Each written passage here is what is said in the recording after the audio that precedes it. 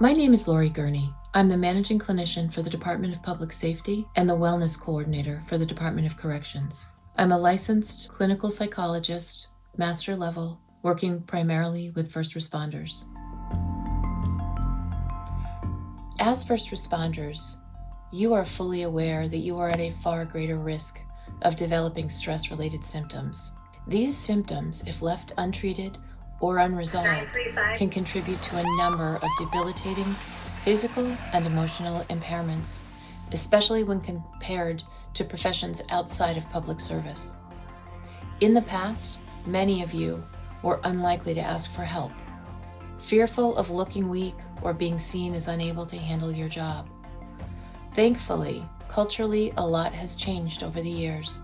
In an effort to keep first responders resilient throughout their entire careers, both formal and informal peer support teams are multiplying, as are the number of trauma-informed mental health professionals.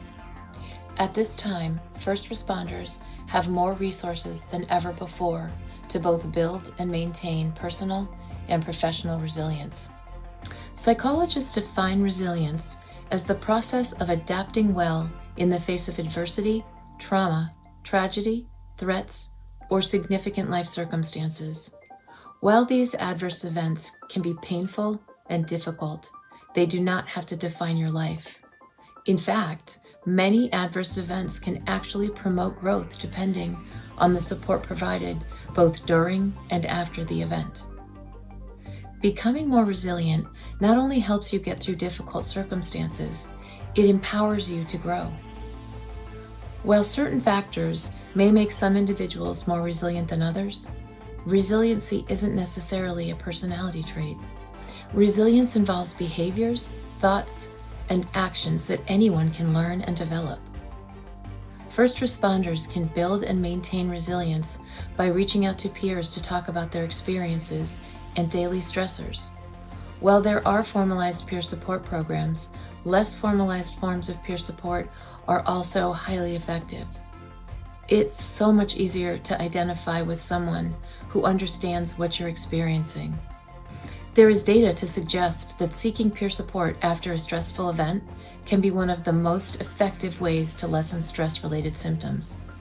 In fact, in many cases, an effective peer support program can decrease the need for mental health counseling and can help promote and maintain resilience when used immediately following a traumatic event. For many people, relying on their own resources and utilizing both formal and informal supports will be enough. However, there may be times when more is needed. If you are working with a formalized peer support team, they can make a direct referral to appropriate clinical supports. If you don't have access to necessary supports, please log on to healthvermont.gov. There you will find many resources specifically geared to first responders. You are living and working in unprecedented times. While there may be many aspects of both your personal and professional life that you feel you can't control, you can benefit greatly by focusing on the aspects of your life that you can more effectively manage, your emotional and mental wellness. With the support of your loved ones, peers, and other trauma-informed resources as needed, the current daily challenges can seem so much more manageable. The most important thing to remember is that you are not alone. We are all in this together and here to support you.